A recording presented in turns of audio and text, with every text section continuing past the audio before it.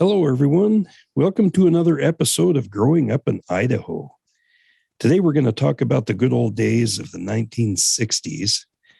And the subject of today's show is guns. The reason I'm choosing this subject for today's show, number one, there's a lot of people in Idaho that share the same sentiments about guns as I and my family does.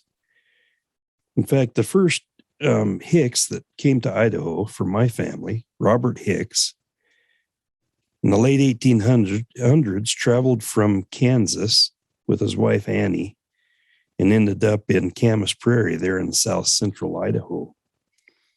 And that's where they settled and started farming and ranching. And later on, Grandpa Robert migrated up to the Salmon area and had a big mine up there. But Grandpa had a Colt 38 that he carried with him and owned from the time he was a young man. And in fact, he had to shoot a few people with that gun. And the first time that the family knows about was an incident in Cokeville on the travels from Kansas to Idaho. Some guy got to lipping off and according to the story, was mouthing off about some of the women in the wagon train. And so Grandpa shot this guy. And the other incident we know about is later on, after living on the Camas Prairie and ranching for a while, Grandpa and Annie and his family moved up to the Salmon area. And he was a miner up there. He had his own claim.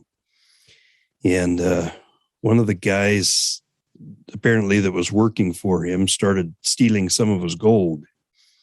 So that guy ended up getting shot with that 38 too.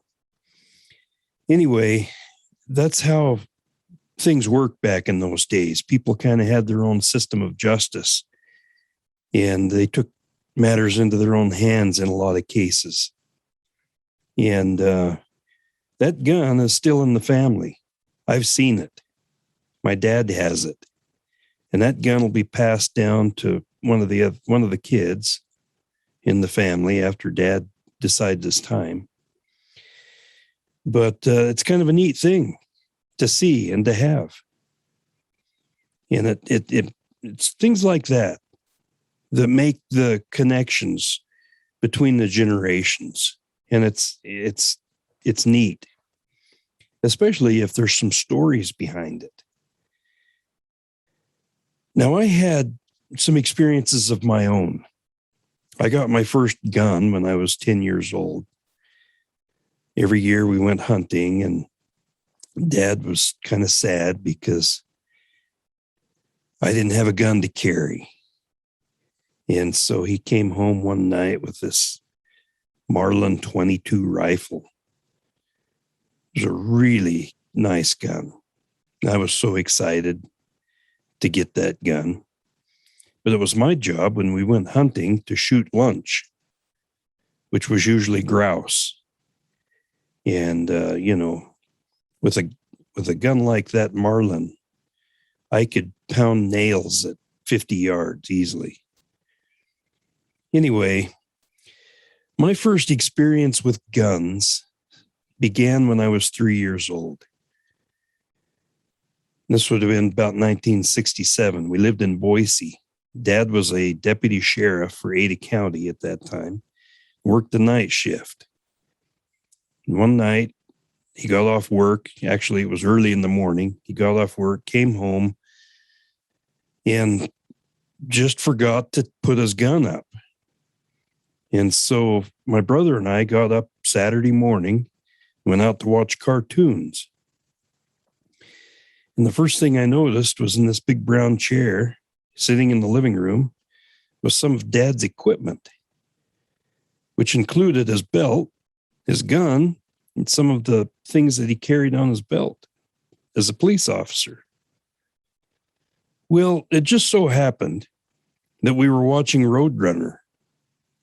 You know, Coyote and Roadrunner. And I was one of those kids that hated to see Coyote fail every single time he tried to stop the Roadrunner. And I got a little aggravated about that.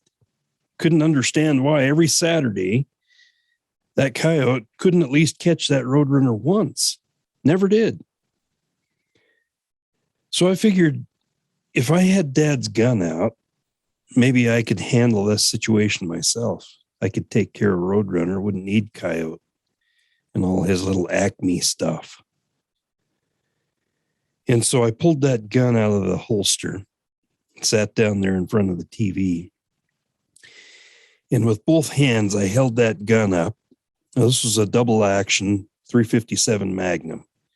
I held that gun up and I pulled that trigger back as hard as I could. Well, it was a little harder to shoot than I thought it would be. And it was a little heavier than I thought it should be. But I was trying with all my might to shoot that gun and get that Roadrunner in my sights. Well, during the time that I was struggling along to make this gun work, my brother, the tattletale, went into Mom and Dad's room and woke Dad up and said, "Hey, Jeff is in there in the living room and is about to shoot your gun at the Roadrunner. You might want to come in." Well, Dad was up in a second, dove out of his room in his underwear and disarmed me. And he got a little upset with me because I was trying to shoot Roadrunner with his police gun. And he put the gun back in the holster and he went right in his room and put that gun up where it should have been in the first place. And then he came back out and had a little sit-down talk with me, gave me a little lecture about not pulling a gun out of its holster unless there's a reason to use it. And shooting the Roadrunner when you're 3 years old was not a good reason. So anyway, I got a good lecture. I learned about gun safety, the first rudiments of gun safety. And Dad's parting words were, in a couple of years, when you're old enough, we'll go out and shoot that gun. But from now until then, you leave that gun alone and don't mess with it ever. You understand? Yes, Dad. So anyway, that was my first foray into gun safety. And I'll always remember that. And I appreciate my dad, who had the patience after coming home from work, working all night long, to sit down with his little 3-year-old kid and teach him about gun safety, especially when he was ticked off that he had pulled that gun out and tried to shoot the TV. But that's how kids have to learn. And thankfully, thank the Lord that I wasn't able to shoot Roadrunner that morning.